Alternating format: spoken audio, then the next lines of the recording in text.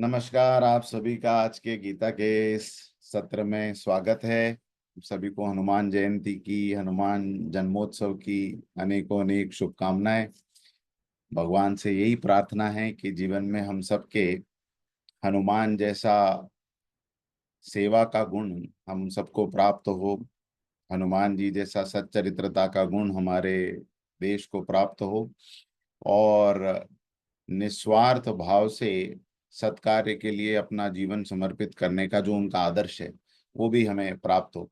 आज इच्छा तो ये थी कि हनुमान जी के जन्म दिवस पर ही एक हम सत्र का आयोजन कर लें, लेकिन आज सुबह में मीटिंग्स कुछ ज़्यादा रही इसलिए कंटेंट प्रिपेयर नहीं कर पाया। लेकिन कभी भविष्य में मुझे याद दिलाइएगा कि सुंदरकांड जो रामचरितमानस में है और बड़ा भाव से पूरे देश भर में सुंदरकांड गाया जाता है, तो सुंदरकांड में हनुमान जी का जो उज्जवल चरित्र का वर्णन हुआ है वो आज की फिलॉसफी के हिसाब से कैसे हमारे मॉडर्न लाइफस्टाइल के साथ मैच हो सकता है, कैसे हमारी यूथ को जीवन को जीने की सही प्रेरणा दे सकता है, उसके ऊपर हम चर्चा करेंगे। हनुमान जी के ऐसे बहुत सारे गुण हैं जिनको, और बहुत सारी घटनाएं हैं जिनसे हमें मॉडर्न लाइफस्टाइल कैसे मैनेज करनी है, कैसे जीनी है, उसके ऊपर बहुत सी इंसाइट्स मिल सकती हैं। तो कभी इसके ऊपर हम चर्चा करेंगे। आज जो है वापस हम गीता के हमारे सत्र की तरफ आगे बढ़ते हैं। दूसरा अध्याय काफी सारी फिलोसॉफीज को नए तरीके से एक्सपीरियंस करने का अध्याय है। महात्मा गांधी कहा करते थे कि गीता के अगर किसी व्यक्ति ने भारतीय शास्त्रों को जीवन भर न पढ़ा हो तो मैं उससे कहूंगा कि कम से कम गीता को पढ़ ले। और अगर पूरी गीता को पढ़ने में भी उसको कठिनाई मालूम पड़ती हो तो पहले 3 अध्याय गीता के पढ़ ले। तो पहले 3 अध्याय ऐसा कहा जाता है कि ये गीता की आत्मा है। प्रथम, द्वितीय और तृतीय अध्याय। शेष अध्यायों में भगवान ने, गांधी जी कहते हैं कि शेष अध्यायों में भगवान ने इन्हीं 3 का विस्तार किया है, इन्हीं 3 को अर्जुन को और डिटेल में समझाया है। तो ऐसे द्वितीय अध्याय जो सांख्य योग है, इसके ऊपर हम आज चर्चा कर रहे हैं। आइए ईश्वर से थोड़ी देर के लिए आंख बंद करके प्रार्थना करें कि वो हमें इस ज्ञान को समझने की शक्ति दें और हम उसको जीवन में धारण कर सकें, अपने जीवन का एक हिस्सा बना सकें और उन सिद्धांतों के अनुसार अपने जीवन को ढाल सकें। ऐसी सद्बुद्धि भी हमें प्रदान करें। कमर सीधी करके बैठें, दोनों हाथ गोद में रखें। परमात्मा के प्रतीक के रूप में भगवान श्री सूर्य नारायण का ध्यान, उनकी दिव्य चेतना को अपने मन, मस्तिष्क, हृदय और अंतःकरण में धारण करते हुए पैर के अंगूठे से लेकर सिर के बालों तक महसूस करें कि परमात्मा की दिव्य किरणें, चेतना की दिव्य किरणें आपके पूरे मन, मस्तिष्क, शरीर, हृदय में, अंतःकरण में समाती जा रही है। जितना भी अज्ञान, जितना अंधेरा है वो दूर होके ज्ञान की तरफ, ज्ञान की रोशनी की तरफ हमारा गमन हो रहा है। अंदर और बाहर दोनों तरफ प्रकाश ही प्रकाश, चेतना ही चेतना। और इसी चेतना को साक्षी रखते हुए भगवान से सद्बुद्धि की प्रार्थना करेंगे। ओम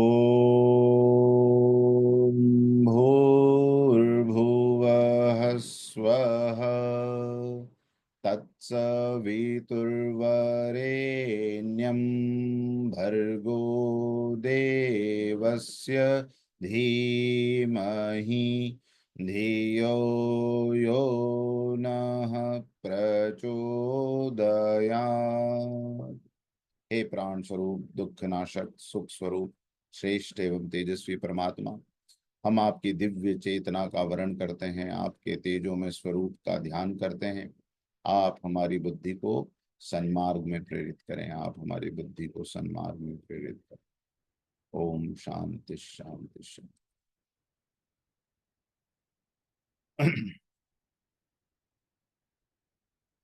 तो गीता के इस चर्चा सत्र में हम लोग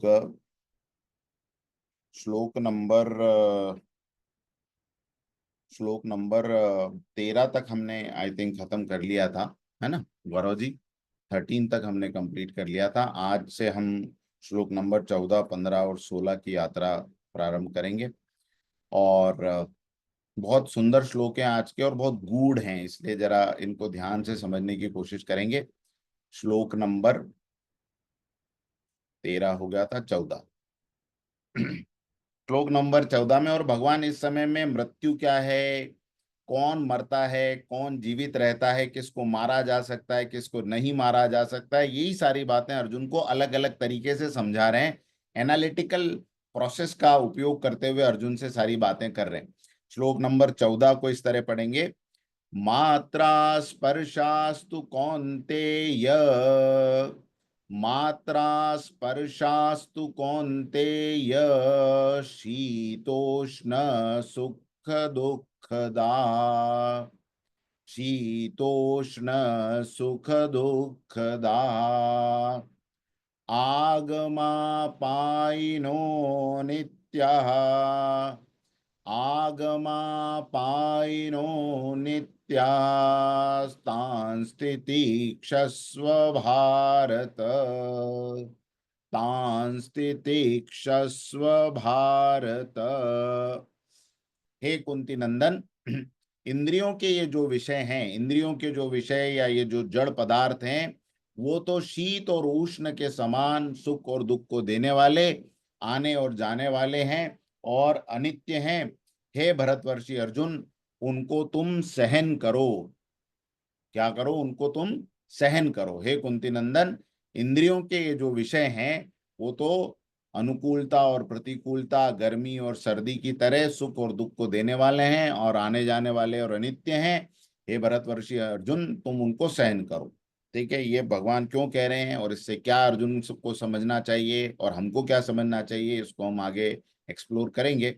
श्लोक नंबर 15 में भगवान कहते हैं, यम ही न व्यथयन्त्येते, हमारे साथ में बोलिएगा, यम ही न व्यथयन्त्येते पुरुषं पुरुषर्षभ, पुरुषं पुरुषर्षभ। फिर से ये लाइन, यम ही न व्यथयन्त्येते पुरुषं पुरुषर्षभ, सम दुःख सुखं धीरं, सम दुःख सुखं धीरं, सोमृतत्वाय कल्पते, सोमृतत्वाय कल्पते। इस श्लोक में भगवान कह रहे हैं कि हे पुरुषों में श्रेष्ठ अर्जुन, सम दुख और सुख में समान रहने वाले जिस धीर मनुष्य को ये मात्रा और स्पर्श व्यथित नहीं कर पाते, उसमें अमर होने का सामर्थ्य आ जाता है और वो अमरता को प्राप्त कर लेता है ना। अब ये 2-3 श्लोकों में जो भी मैं आपको बोल रहा हूँ, आपके कुछ भी समझ में नहीं आने वाला, ऐसा मैं मान के चल रहा हूँ, क्योंकि जब मैंने इसको पढ़ा था तो मेरे भी बिल्कुल समझ में नहीं आई थी। लेकिन इसको समझने की थोड़ी सी कोशिश करेंगे तो आपको अंदर से बहुत बहुत सारे गहरे अर्थ मिलेंगे, और आज हम इसी को देखेंगे। तो पहले श्लोक नंबर 14 और 15 को ले लेते हैं फिर से। एक नीचे अर्थ क्या है उसको समझ लेते हैं। इंद्रियों के जो जड़ पदार्थ हैं, इंद्रियां यानी हमारी सेंसेस, और उससे रिलेटेड जो भी इंद्रियों के सब्जेक्ट्स हैं, विषय का मतलब subject, so subjects of our senses, the entire world and the experience which we are getting is nothing but the subject of our senses। तो भगवान कह रहे हैं कि ये जो सब्जेक्ट ऑफ आवर सेंसेस है अर्जुन, ये जो हमारे इंद्रियों को स्पर्श करने वाले, इंद्रियों को महसूस होने वाले जो विषय हैं, ये सब कैसे हैं? अनुकूल हैं कुछ और कुछ प्रतिकूल हैं। जो भी हमें प्राप्त होता है इंद्रियों से, उनको आप 2 कैटेगरी में डिवाइड कर सकते हो। कौन सी 2 कैटेगरी? एक अनुकूल और एक प्रतिकूल, है ना। जैसे बहुत प्यासे हैं, बहुत प्यासे हैं, एक गिलास ठंडा पानी मिल जाए तो क्या होगा? अनुकूलता मिलेगी कि प्रतिकूलता आ जाएगी? अनुकूलता मिलेगी, अनुकूलता मिलेगी, अच्छा लगेगा, हमारे लिए फेवरेबल होगा, है ना। और किसी ने दिन में 2 बजे बोला कि भाई तुरंत घर आओ, इमरजेंसी है, रास्ते में कोई गाड़ी नहीं मिली, घोड़ा नहीं मिला, पैदल भागते भागते जाना पड़ा इतनी गर्मी में, तो क्या हुआ? ये घटना क्या हुई? प्रतिकूल हो गई, है ना। ऐसा लग रहा है यार ये कहाँ तपा दिया इन्होंने, तो ये प्रतिकूल घटनाएं हो गई। हमने सोचा था कि आज तो घर पे जाने के बाद बहुत शानदार खाना बनेगा, सैटरडे है, और घर पे गए और देखा, पूछा क्या बना है, तो पता है खिचड़ी। तो अनुकूलता की सोची थी और खिचड़ी मिल गई, तो प्रतिकूलता आ गई, है ना।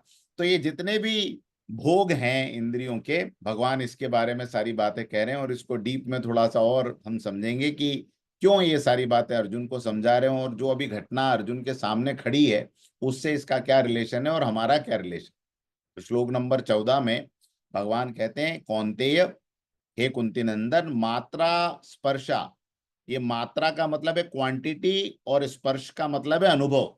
तो ये इंद्रियों से हमें जो भी क्वांटिटेटिव सब्जेक्ट्स हम ग्रहण करते हैं अपनी इंद्रियों से, वो कैसे हैं, शीतोष्ण, शीत का मतलब ठंडे और उष्ण का मतलब गर्म, और फिर कह रहे हैं सुख दुखदा, है ना, सुख और दुख को देने वाले हैं। फिर क्या कहते हैं, आगमा पाइना, आगमा अपाइन, आगम का मतलब आना और अपाइन का मतलब जाना, तो आगमा पाइन यानी आने और जाने वाले हैं। और क्या है, देखो उसकी जो इंद्रियों से हमें जो भी अनुभव होते हैं ना, जो हम एक्सपीरियंस करते हैं, भगवान उसकी को दो दो तीन हिस्सों में डिवाइड करते हैं। पहला, एक तो जो एक्सपीरियंसेस होते हैं वो या तो हमें सुख देते हैं या तो दुख देते हैं। कोई ऐसा अनुभव नहीं होता जो हमें कुछ ना दे। आप मानते हैं इस बात को? ऐसा कोई अनुभव होता है जीवन में जो हमें कुछ भी ना दे? अरे रात को सोते हैं तो भी या तो सुबह में उठ के हम बोलते हैं यार बहुत अच्छी नींद आई, सुख मिल गया, बहुत खराब नींद, रात को नींद ही नहीं आई, कमर दर्द होती रही, सर दर्द होता रहा, सर्दी होती रही, पूरी रात परेशानी में बीती, सुबह उठ के बोल दिया कि दुख का अनुभव हुआ, है ना। तो सुख और दुख में ही पूरे संसार का सारा सब्जेक्ट बटा हुआ है, सारा सब्जेक्ट। आप एक चीज के ऊपर उंगली नहीं रख सकते कि ये सर ये चीज जो है इससे ना सुख होता है ना दुख होता है। क्यों? क्योंकि वो अगर हमारे इंद्रियां उसको अनुभव कर रही है, तो इंद्रियां उसमें से, जैसे गन्ने को आप गन्ने की मशीन में डालोगे तो पक्का है कि उसमें से जूस निकलेगा ही निकलेगा। ऐसा कभी नहीं हो सकता कि गन्ने को गन्ने की मशीन में डाल के चलाया जाए और गन्ने में से जूस ना निकले। तो ये इंद्रियों का जो स्पर्श है, इंद्रियां जैसे ही किसी सब्जेक्ट को स्पर्श करती है तो उसका नेचर ही है उसमें से सोखना। क्या सोखना? या तो सुख को सोखना या दुख को सोखना, सोख के हमारे अंदर भेज देना। तो भगवान कहते हैं कि जो इंद्रियों से सब्जेक्ट्स है ना अर्जुन, जो हम एक्सपीरियंस करते हैं, वो ये तीन है, उसकी तीन कैटेगरी है, मतलब वो तीन क्वालिटी के अनुभव होते हैं। पहला, या तो वो तुम्हें सुख या दुख देंगे। दूसरा, दूसरी उनकी क्वालिटी ये है कि वो आगमा पाइन है, ये वो आते हैं और वो जाते हैं। ऐसा कोई अनुभव जिंदगी में नहीं है जो केवल आया ही आया है, और ऐसा कोई अनुभव नहीं है जो केवल गया ही गया, आए गए आए गए आए गए। और तीसरा, अनित्य है, अनित्य का मतलब टिके नहीं रहते। अगेन, आए और गए तो अनित्य ही हो गए, है ना। वो हमेशा बने नहीं रहते, टिके हुए नहीं रहते, और हमारे ही पास नहीं रहते। कभी हमारे पास है, कभी किसी और के पास है। तो फिर कहते कि हे भरतवंशी अर्जुन, भारत, हे भरतवंशी अर्जुन, तान तुम तितिक्षव, उनको क्या करो, तुम उनको सहन करो। किसको सहन करना है? इन इंद्रियों से प्राप्त होने वाले इन सुख और दुख के अनुभवों को। अच्छा, आप मुझे बताइए, अभी इस सीजन में आपको जो गर्मी है वो क्या दे रही है? अनुकूलता दे रही है कि प्रतिकूलता दे रही है? अनुकूलता दे रही है तो थम्स अप करिए, प्रतिकूलता दे रही है तो थम्स डाउन करिए। आज के समय में अभी गर्मी क्या दे रही है? प्रतिकूलता दे रही है ना। दुख दे रही है, दुख दे रही है ना। और सर्दी के मौसम में यही गर्मी क्या देती है? सुख देती। आज अगर सर्दी हो, आज अगर मौसम ठंडा हो तो सुख देगा, और सर्दियों में जब और ठंडा हो जाए तो तो दुख देगा। तो मुझे एक बात बताइए कि सुख सर्दी और गर्मी में है या हम हमारे उनको अनुभव करने की क्षमता में है? हमारे उनको अनुभव करने की क्षमता में है। अच्छा बताइए, कभी सर्दी हमेशा बनी रह सकती है इस दुनिया में, कि नहीं। केवल सर्दी सर्दी का मौसम हो? कभी गर्मी बनी रह सकती है हमेशा, कि केवल गर्मी ही गर्मी का मौसम हो? नहीं हो सकता ना, नहीं हो सकता। कभी ऐसा हो सकता है कि आपकी जुबान ने, अगर गुलाब जामुन आपको बहुत अच्छा लगता है तो जो उसका स्वाद लिया तो उस समय गुलाब जामुन खाते समय जो स्वाद था, 1 घंटे के बाद भी वही स्वाद मुंह में बना रहे, 1 दिन के बाद भी वही स्वाद बना रहे। ऐसा हो सकता है क्या? नहीं हो सकता ना। तो ये क्यों नहीं हो सकता? क्योंकि बाय नेचर आपको समझना पड़ेगा कि इंद्रियों से के स्पर्श से मिलने वाला कोई भी अनुभव, ये 3 तरह से डिवाइड किया जा सकता है। और आप डिवाइड करें ना करें, बाय डिफॉल्ट आपके अंदर की चेतना डिवाइड करती ही रहती है। किसी अनुभव को सुख का अनुभव मानती है, किसी अनुभव को दुख का अनुभव मानती है, किसी अनुभव को अनुकूल अनुभव मानती है, किसी अनुकूल अनुभव को प्रतिकूल अनुभव मानती है। बच्चा पैदा हुआ, अनुकूल अनुकूल अनुकूल, वाह वाह वाह वाह वाह वाह वाह, मैं बाप बन गया। पिताजी चले गए, अरे मेरे फादर चले गए, प्रतिकूल अनुभव हो गया, हुआ ना। इंद्रियों ने वो घटनाओं को देखा और देखते ही अनुभवों को 2 हिस्सों में विश्लेषित करना, एनालिटिक करना, एनालिसिस करना शुरू कर दिया। सुख का अनुभव अलग, दुख का अनुभव अलग। लेकिन भगवान कह रहे हैं कि ये जो सुख और दुख के अनुभवों में इंसान लगातार दौड़ता भागता रहता है ना, इनकी इनकी और 2 क्वालिटीज समझ लो। क्या? एक तो ये अनित्य हैं, कभी सुख ही सुख तुम्हारे जीवन में रहेगा ऐसा नहीं है, और कभी दुख ही दुख हमारे जीवन में रहेगा ऐसा भी नहीं। ऐसा कोई मनुष्य आपने देखा? बोलने के लिए बोलते बहुत लोग हैं कि भाई हमारी तो जिंदगी में दुख ही दुख है, दुख ही दुख है। लेकिन आप अगर वास्तव में उसके साथ बैठ के एनालिसिस करो ना, तो ऐसे बहुत सारे क्षण हैं जो उसकी जिंदगी में सुख के भी हैं। और अगर कोई आपको ऐसा कहे कि हमारी जिंदगी में तो सुख ही सुख है, तो भी ऐसा नहीं हो सकता। उसकी जिंदगी में ऐसे बहुत सारे क्षण होंगे जो दुख के होंगे। अरे सुखी मनुष्य भी जब भरपेट खाना खा लेता है तो अगले दिन सुबह में टॉयलेट में दुखी हो जाता है, कॉन्स्टिपेशन। वो दुख को दुख नहीं गिनता। वो बात अलग है कि नहीं वो थोड़ा बहुत पसीना आया, जोर लगाया, लेकिन हाँ बाद में अब जैसे तैसे करके हो ही लिया। तो कुल मिला के वो दुख का अनुभव उसको दुख दिखता नहीं, लेकिन दुख तो वो भी है। अच्छा, दुखी व्यक्ति दिन भर दुख के गाने गाता रहेगा। आपने सड़क पर देखा होगा लोगों को दिन भर मुंह लटकाए घूम रहे हैं, भीख मांग रहे हैं, परेशान है। हम भी देख रहे हैं बहुत दुखी है, लेकिन रात को कभी शाम को जाके आप उनको देखो, आप क्या सोओगे उससे मस्ती से वो सोते हैं सड़क पे एकदम हाथ वाथ फैला के। अब उसको पूछो, भैया तू कैसे सो रहा है, तेरी तो जिंदगी में दुख ही दुख है, दुखी आदमी इतना चैन से सो कैसे सकता है? वो कहेगा भैया वो तो सब एक अलग बात है, रात को तो नींद बढ़िया आती। तो सुख और दुख किसी की भी जिंदगी में परमानेंट नहीं रहते। और भगवान कह रहे हैं कि अर्जुन इस नेचर को, इस संसार के इस नेचर को अगर तुम समझ जाओगे तो तुमको एक काम और करना चाहिए। तुमको क्या करना चाहिए? कि तान स्थितिक्षस्व, उनको तुम सहन करने की आदत डालो। क्योंकि ये जो तुम्हारी इंद्रियां है ना, ये बाय डिफॉल्ट ईश्वर ने बनाई हुई है 2 ही चीजों को ग्रहण करने के लिए। और ये संत की भी ऐसी होती है। संत की इंद्रियां ऐसा नहीं करती कि उसको गर्मी में सर्दी का एहसास कराती। वो एडवर्टाइजमेंट की बात अलग है, वो कौन सा एडवर्टाइजमेंट है ना, गर्मी में सर्दी का एहसास। लेकिन अगर आपको लगे कि नहीं महापुरुषों की इंद्रियां लगता है थोड़ी सी उनकी कोडिंग बदल जाती है, नहीं, कोडिंग वोडिंग नहीं बदलती। आपको लगता हो कि महापुरुषों की जिंदगी में दुख नहीं आते, तो ऐसा नहीं है। हमारे हमारे गुरुदेव गायत्री के इतने बड़े सिद्ध पुरुष, वो अपने कक्ष में बैठ के लिख रहे थे। एक व्यक्ति आया और उनके ऊपर चाकू से हमला किया मारने के लिए। अब उन्होंने उसको चाकू को हाथ से पकड़ लिया, तो यहाँ से पूरी उंगलियां, हाथ जो है वो कट गया। उसके बाद जिंदगी भर उनकी उंगलियां ऐसी रही, है ना। तो आप ये नहीं कह सकते कि उनकी जिंदगी में दुख नहीं आया। महात्मा गांधी को आप देख लीजिए, ईसा मसीह को आप देख लीजिए, मोहम्मद साहब को देख लीजिए, महावीर स्वामी को आप देख लीजिए, कोई महापुरुष अगर वो इस धरती के नियमों में है बंधा हुआ, मतलब हर कोई मनुष्य जो धरती पर है धरती के नियमों में बंधा हुआ ही है और अपनी इंद्रियों का उपयोग कर रहा है, तो उसकी इंद्रियां भी अनुकूलता और प्रतिकूलता का अनुभव उसको करवाएगी।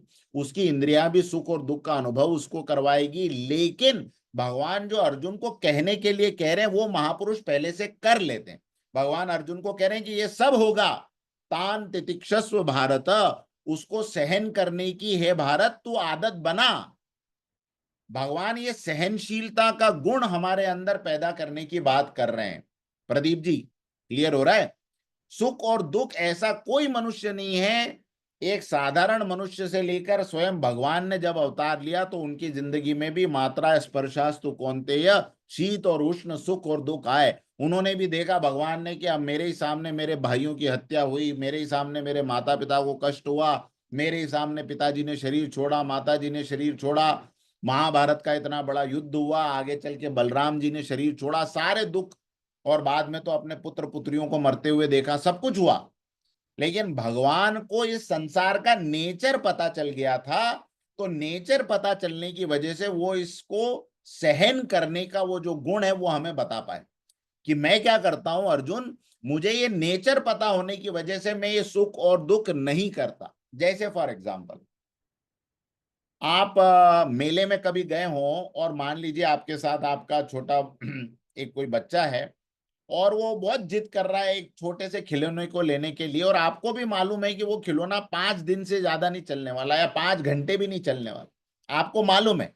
लेकिन आप ये जानते हुए भी कि अभी घर पे ले जाएगा, थोड़ा उड़ाएगा, ये यूं चाबी वाबी भरेगा, वो टूट जाएगा, फिर भी आप उसको ले लेते हैं और खेलने देते हैं। अब क्या होता है, देखिए ध्यान से समझना, साइकोलॉजी समझना इंसान की। अब आप वो खिलौने की हालत और गति क्या होने वाली इस बात को आप जानते हैं, इसलिए आप जब घर पे खिलौना लेके आते हैं और आप उस बच्चे को दे देते हैं खेलने के लिए, बच्चा खेलते खेलते 2-4 घंटे के बाद वही होता है जो आपको दिमाग में पहले से था, वो खिलौना टूट जाता है। अब जब वो खिलौना टूट गया या खिलौने ने काम करना बंद कर दिया, तो कौन रोता है और कौन नहीं रोता? आप रोते हैं बच, और बच्चा हंसता है, कि बच्चा रोता है। बच्चा है और आप हंसते हैं? अच्छा, आप क्यों हंसे? या आप चलो बच्चे के सामने नहीं हंसेंगे, लेकिन मन ही मन आपको तो उतना दुख नहीं होगा, आप तो क्यों? क्योंकि आप उसकी असलियत जानते थे। हाँ गौरव जी, हम जानते थे ना कि ये होने वाला है खराब। तो अगर होने वाला है तो हो गया आपके सामने, तो तान तितिक्षस्व भारत, वो क्वालिटी आपके अंदर ऑलरेडी आप इंस्टॉल करके ही गए थे उस मामले में कि मुझे मालूम था ये ऐसा होने वाला। अब आपको उतना दुख नहीं होगा जितना उस बच्चे को दुख होगा। तो इसका मतलब यह है कि जो इन चीजों के असली नेचर को समझ लेता है कि ये मात्रा और स्पर्श से प्राप्त होने वाले जितने अनुभव हमको होने वाले हैं, ये हमारे साथ सदा बने नहीं रहेंगे, नंबर 1। ये आएंगे और जाएंगे, नंबर 2। और नंबर 3, ये हमें सुख का या दुख का अनुभव करवाएंगे, लेकिन ये सुख और दुख भी क्या है, निश्चित नहीं है कि हमेशा रहेगा। क्षणिक। तो ये मान लेता है, जिसको ये बात क्लैरिटी से समझ में आ जाती, वो उतना कम दुखी होता है। जिसको एकदम क्लैरिटी से समझ में आए वो तो बिल्कुल नहीं होता। जिसको जितना जितना ये धीरे धीरे इंटेलेक्चुअल नॉलेज प्रिपेयर होता जाता है, अंदर पकता जाता है, वो उतना कम दुखी होता है। क्लियर? समझ में आ रही है आपको बात? तो भगवान यहां पर ये कह रहे हैं कि अर्जुन क्या कर, तो उसको सहन करने वाला बन। इंद्रियों को प्राप्त होने वाले संयोग कैसे हैं? हमारी चेतना की वजह से हमें महसूस होते हैं। अगर ये शरीर के अंदर चेतना नहीं हो ना, तो हमको कोई कोई संयोग महसूस नहीं हो। फिर हमारे आसपास आप भरी गर्मी में ये शरीर को बाहर तपाने के लिए रख दो तो भी कोई फर्क नहीं पड़ेगा, है ना? और आप भरी सर्दी में इसके ऊपर बर्फ की सिल्लियां लगा दो तो भी कोई फर्क नहीं पड़ेगा। चेतना जो है वो इंद्रियों को पावर देती है और इंद्रियां उसको अनुभव करती है। ये पूरे मैकेनिज्म को समझ लेना है।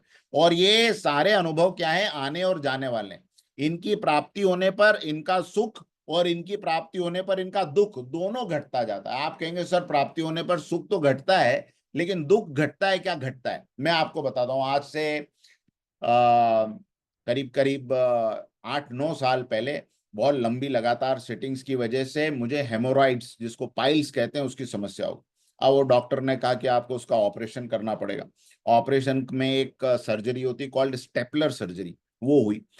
उसके बाद जो उसने, अब वो तो उसने तो बताया नहीं था कि उसके बाद क्या होने वाले, आगे का गेम तो मैंने फेस किया। आप बिलीव नहीं करेंगे, हर दिन फ्रेश होने के लिए जाना वॉज एन हॉरिबल एक्सपीरियंस। लेकिन वो जो कठिनाई का समय मैंने देखा, उस कठिनाई के समय की का जो दर्द था, वो धीरे धीरे धीरे धीरे धीरे धीरे धीरे धीरे करके कम होता चला गया। वो दर्द आज बिल्कुल नहीं है। एक बार ऐसे ही शोल्डर डिसलोकेट हो गया था, तो शोल्डर डिसलोकेट हुआ तो उस समय का जो वो दर्द था मैं बयान नहीं कर सकता। डॉक्टर के पास जाना पड़ा, डॉक्टर को एनेस्थीसिया देके बेहोश करना पड़ा और फिर बाद में उसको हाथ को, शोल्डर को अंदर फिक्स करना पड़ा। लेकिन उसके बाद वो जो दर्द था 2 घंटे पहले, जब एनेस्थीसिया के बाद होश आया, तो वो नहीं था। तो एक बात आप समझ लीजिए कि सुख के क्षण तो जाते ही जाते हैं, दुख के क्षण भी, चाहे वो शारीरिक दुख हो चाहे मानसिक दुख हो। किसी का कोई परिवार का प्रिय व्यक्ति गुजर जाए, तो जिस समय उसको वो न्यूज पता चलती है, अभी हमारे फादर इन लॉ गुजरे पिछले महीने, तो उस समय जब वो दुख था वो एकदम पीक पे था। फिर हम जब तक गांव पहुंचे थोड़ा कम हुआ, फिर गांव में और 2-4 दिन रहे तो थोड़ा और कम हुआ, फिर जब देखा तो और कम, और अब तो गांव में भी होली दिवाली मन रही है, प्रसन्नता है, सब है, सब है। तो अब आप समझ रहे हैं नेचर संसार का, थोड़ा समझने की कोशिश करिए। न यहाँ पर दुख परमानेंट रह सकता है, न यहाँ पर सुख परमानेंट रह सकता है। भगवान कह रहे हैं कि ये सब अगर तेरे को लॉजिकली समझ में आ जाए, अपने आसपास देख के समझ में आ जाए, अपने जीवन में पुराना क्या क्या घटा है और कितने दिन तक वो टिका है ये देख के समझ में आ जाए, तो तू इस संसार के नेचर को समझ जाएगा। और नेचर को समझ के भविष्य में तेरे को जो सुख और दुख आएंगे, ऐसा नहीं कि ये समझने से तेरे को सुख दुख नहीं आएंगे, आएंगे, लेकिन तू तेरे अंदर उनको सहन करने की एबिलिटी बढ़ जाएगी। ये आपको क्लियर हो रहा है राकेश जी? क्या आपको क्लियर हो रहा है? ये हमारे अंदर की एबिलिटी बढ़ाने की भगवान बात कर रहे हैं। और इसी को लेकर अभी मैं एक बुक पढ़ रहा था, मुझे बहुत अच्छा पैराग्राफ मुझे उस बुक में दिखा, और मुझे लगा कि वो आप सब लोगों को मैं बताऊं, तो मैं खाली रीड आउट कर रहा हूं, आप समझिए। एक संत है थे, स्वामी विवेकानंद नाम था, लेकिन वो वाले स्वामी विवेकानंद नहीं, कोई और स्वामी विवेकानंद। उनकी कोई किताब मुझे बहुत पुरानी किताब मिली, उसमें उन्होंने लिखा था, मैं आपके सामने रीड आउट कर रहा हूं।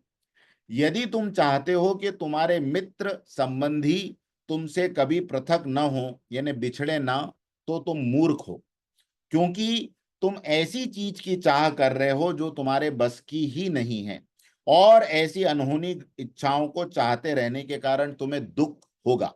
इसी प्रकार यदि तुम चाहते हो कि तुम्हारा जीवन साथी, नौकर, पुत्र, पुत्री, मित्र, पड़ोसी आदि कोई भी गलतियां न करे, तो तुम नीरे मूर्ख हो, क्योंकि तुम एक ऐसी बात की चाह कर रहे हो जो संभव नहीं है, अतः तुम दुखी होगे। अगर तुम चाहते हो कि जीवन में तुम्हें कभी असफलता, मजबूरी, कठिनाइयां कभी ना मिले, तो यह असंभव है, क्योंकि ये बात आपके बस में नहीं। जीवन अगर कोमल भावनाओं की मृदुल वाटिका है, तो कांटों और धूल भरी चट्टानों और पत्थरों की शुष्कता और कठोरताओं से भरा हुआ भी है। सभी कुछ आपको चखना है, मधुरता भी और कड़वाहट भी। अतएव यदि आप संसार में सुख और शांति चाहते हैं, तो जो आपके वश में है उन्हीं को विकसित कीजिए, और जो आपके बस में नहीं है उन पर व्यर्थ चिंतन या पश्चाताप मत करिए। स्वयं अपने मन के मालिक बनिए और संसार एवं अन्य व्यक्तियों को अपनी राह जाने दीजिए। इतनी बड़ी बात, अगर ये पैराग्राफ, ये लाइंस रोज पढ़ ली जाए, तो यार इतनी सारे क्लैरिटी अपने आप लाइफ में आ जाए। और अर्जुन को भगवान वही कह रहे कि अर्जुन ये सब तू सहन करना सीख। अच्छा, आप मुझे एक बात बताइए, सहन करने की आदत कोई बड़ा दुख आ जाए अचानक से तब बनाई जाए तो बन जाएगी, या छोटे छोटे दुखों को सहन करते हुए आदत बनाई जाए तो बन जाएगी? पहला ऑप्शन है या दूसरा ऑप्शन सही है? पहला या दूसरा? दूसरा। क्यों? क्योंकि अगर शुरुआत से छोटे छोटे कष्टों को सहन करने की आदतें नहीं बनाई गई, तो फिर बड़े दुख का पहाड़ हमारा कमजोर मन सहन नहीं कर पाएगा, नहीं कर पाएगा। हमारा बच्चा खेलते खेलते गिर जाए, या अचानक से उसके पैर पे कोई बड़ी भारी चीज गिर जाए और उसके पैर से खून निकलने लगे, तो हम कितने विचलित हो जाएंगे? हो जाएंगे, नहीं हो जाएंगे? लेकिन इसी देश में एक संत ऐसे भी होके गए, जिनके सामने उनके दोनों बच्चों को जिंदा दीवार में चुनवाया जा रहा था, जिंदा, और वो देखते रहे, मुस्कुराते रहे। मात्रा स्पर्शास्तु कौन्तेय शीतोष्ण सुख दुखदा आगमा पाइनो नित्या तान तितिक्षस्व भारत। हमें इस अगरबत्ती होती है ना भगवान को जो चलाते हैं, तो भगवान को लगाने की अगरबत्ती का एक ऊपर का वो लाल अंगारा छू जाए तो हमारी हालत कैसी हो जाती है। और इस देश में ऐसे भी संत हुए जिनको जलते हुए तवे के ऊपर बिठा के गरम गरम रेत उनके शरीर पे डाली जा रही है और वो कह रहे हैं कि तेरा किया मीठा लागे। क्या क्या माइंडसेट रहा होगा? क्या गर्मी नहीं लगी होगी? क्या शरीर पे फफोले नहीं पड़े होंगे? क्या बच्चों का दम नहीं घुटा होगा उस दीवार में जब उनको चुनवाया जा रहा? सब हुआ होगा, क्योंकि शरीर है तो शरीर के अनुभव तो सब जैसे आपको और हमको हो रहे हैं वैसे ही उनको हुए। लेकिन उन्होंने अपनी मेंटल कॉन्शियसनेस को उस लेवल पे वो लेकर आ गए कि शीतोष्ण सुख, जैसे सर्दियां आती है गर्मियां आती है वैसे आज ये भी समय आया है, ये भी समय निकल जाएगा। वो तान तितिक्षस्व भारत की जिंदा प्रैक्टिकल परिभाषा है उनका जीवन। और ऐसा केवल भारत में नहीं, संसार भर के महापुरुषों का इतिहास है इस बात में। तो एक बात समझ लीजिए कि एक तो सुख आता है दुख आता है, और दोनों का अनुभव आगे चल के घटता चला जाता है। ये नाशवान है, परिवर्तनशील है। कभी किसी के सदैव नहीं हुए, कभी किसी की जिंदगी में परमानेंट सुख ही सुख, सुख ही सुख रहा हो तो मुझे आप बता दीजिए एक जिंदगी। कभी किसी की जिंदगी में परमानेंट दुख ही दुख रहा हो तो बताइए एक जिंदगी। वो कहेगा, लेकिन उसकी बात झूठी होगी। उसके जीवन में जाके देखेंगे तो पता चलेगा कि नहीं, बीच बीच में थोड़े थोड़े सुख के क्षण भी थे, थोड़े थोड़े दुख के भी। अच्छा, अब इसमें क्या होता है, प्रॉब्लम यहां आ जाती है कि इसमें हमारी आसक्ति जितनी होती है, हम जो आने वाले सुख को लेकर जितने ज्यादा इमोशनली अटैच्ड हो जाते हैं, उतना ज्यादा हमें बाद में दुख प्राप्त होता है। इसलिए भगवान कह रहे कि अर्जुन, ये सब आता जाता रहेगा यार। ये तेरी लाइफ है, मेरी लाइफ है, दुनिया की लाइफ है। मैंने इस यूनिवर्स को बनाया ही ऐसा है। संसार नाम कैसे पड़ा पता है? जो जो हमेशा शरण होता रहे, क्षरण होता रहे, यह संसरेति इति संसार, जो निरंतर चल रहा है, निरंतर घटित हो रहा है, घट रहा है, वो संसार। तो भगवान कहते हैं अर्जुन क्या करो, तुम सहनशील बनो। कैसे सहनशील बनो? जैसे, मुझे नहीं पता आपने ये चीज एक्सपीरियंस की है कि नहीं, लेकिन मैंने की है। मैंने ऐसे लोगों को देखा है साहब जिनको ना एयर कंडीशन की इतनी आदत। अब क्या हुआ, पहले ऑफिस में थे, फिर ऑफिस के बाद लोगों ने घर पे लगा लिए, फिर ऑफिस और घर के बीच में जाने आने के लिए कार खरीद ली तो कार में लगा लिए। तो वो सुबह उठने से लेकर रात सोने तक एसी में ही रहते हैं। तो जो एसी में, इतना एसी एयर कंडीशन में रहने वाले लोग हैं ना, उनको थोड़ी सी भी गर्मी परेशान कर देती है। आपने अनुभव किया कि नहीं? जो बहुत एसी में रहता हो वो पागल हो जाता, थोड़ी सी गर्मी हो तो उसको लगता है यार ये क्या हो रहा है, ये क्या हो रहा है। और वहीं आपने देखा होगा कि ऐसी गर्मी में जहां हम हाय हाय लाए लाए कर रहे हैं, वहीं मजदूर सड़क पे पसीना भी आ रहा है तो भी सुख से काम कर रहे हैं, बिंदास पत्थर तोड़ रहे हैं, और गर्मी में उनको नहीं परेशान हो रहा। टीन के शेड के नीचे रह रहे हैं लेकिन वो परेशान नहीं हो रहे। शरीर उनका भी है, शरीर हमारा भी है। तो ऐसी तो क्या चीज उनके पास एक्स्ट्रा है जो हमारे से छूट गई? ये तितिक्षा की आदत। ये जो है ना, ये हिंदुस्तान की देन है, ये इस पे हमारा कॉपीराइट है। तितिक्षस्व। हमने जानबूझ के, परम पूज्य गुरुदेव कहा करते थे कि भारतवासियों ने जब से ये ओढ़ी हुई गरीबी छोड़ दी है ना, तब से भारत में तकलीफ बढ़ गई। ओढ़ी हुई गरीबी। हम हम अफोर्ड कर सकते हैं लेकिन हमको नहीं करना है, हमको जीवन में तितिक्षा धारण करनी है। ये तितिक्षस्व का अर्थ है। तो आप देखिए, मोटे मोटे आरामदायक बिस्तरों की जिसको आदत है, उसको आप अगर जमीन पे सुला दो तो अगले दिन सुबह में वो उठेगा ही नहीं जमीन से। और दूसरे लोग ऐसे हैं जिनको चटाई भी नहीं बिछाओ तो भी मस्त नींद आती है। तो ये कैसे हो रहा है? ये कैसे हो रहा है? ये जो तप है ना, ये तितिक्षा, ये सहनशीलता, ये बहुत बड़ी चीज है। और कभी कभी जीवन में इस तितिक्षा के गुण को अगर आपको बढ़ाना है, अगर आप चाहते हो कि आगे भविष्य में कोई ऐसा बड़ा पहाड़ जब गिरे तो हम विचलित ना हो, तो इसके लिए तरीका क्या है कि कभी कभी कृत्रिम तपों को हमें खुद ही करना चाहिए। जैसे एयर कंडीशन मान लो लगा भी लिया, तो नहीं, कोई बात नहीं, बिना एयर कंडीशन के कितनी देर जिंदा रह सकते हैं जरा देखने की कोशिश करेंगे। घोर गर्मी पड़ रही है लेकिन ठंडा ठंडा पानी पीने का मन कर रहा है, रोकिए खुद को, तितिक्षा कीजिए।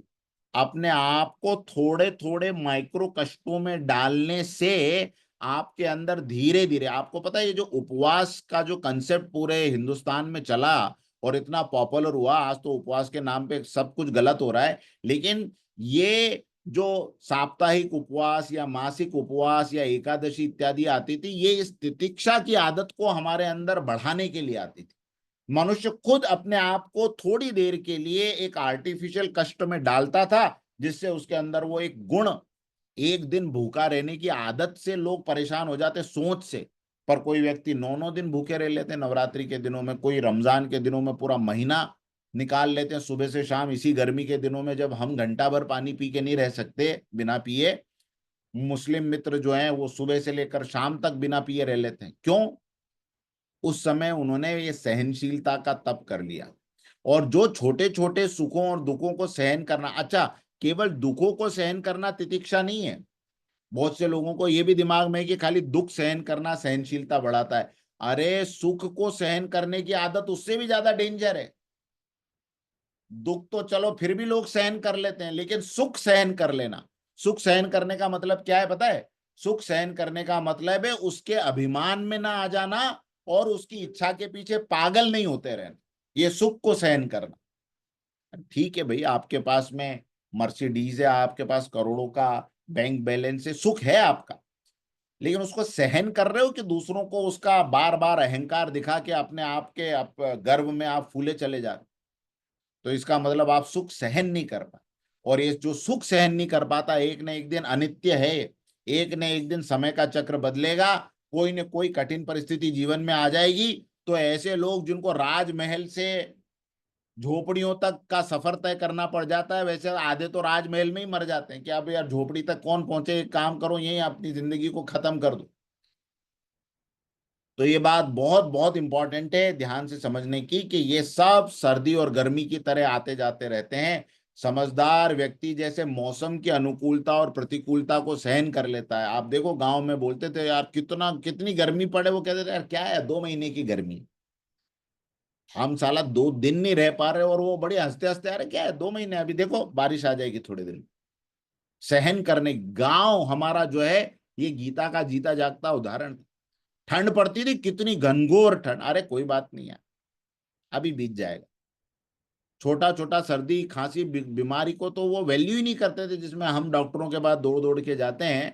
क्यों? क्योंकि ये आदत जो है वो हम बिगाड़ ली। तो जैसे समझदार मनुष्य मौसम की अनुकूलताएं और प्रतिकूलताओं को सहन करता है, वैसे भगवान कह रहे हैं कि इन अनुकूलताओं को सहन करो। कौन सी अनुकूलताएं जीवन में? अच्छा सुंदर शरीर मिला, अनुकूलता है। अच्छा परिवार मिला, अच्छी शिक्षा मिली, बिजनेस में सफलता मिल रही है, अच्छे ऊंचे रिश्ते हैं, बड़े बड़े लोगों से आपकी पहचान है, आपके पास धन संपत्ति है, मान प्रतिष्ठा है, बढ़िया वाहन है, अच्छे मित्र हैं, आपके पास में अच्छे सेवक हैं, एम्प्लॉयज हैं, आपको अच्छा स्वास्थ्य मिला है, ये सब अनुकूलता है। लेकिन इस अनुकूलता में अब फूल के गुब्बारे नहीं हो जाना है, क्योंकि समय का जो चक्र है वो अपने साथ में वो कांटा लेके घूम रहा है, जिसमें एक न एक दिन हवा निकालने का प्रोविजन है।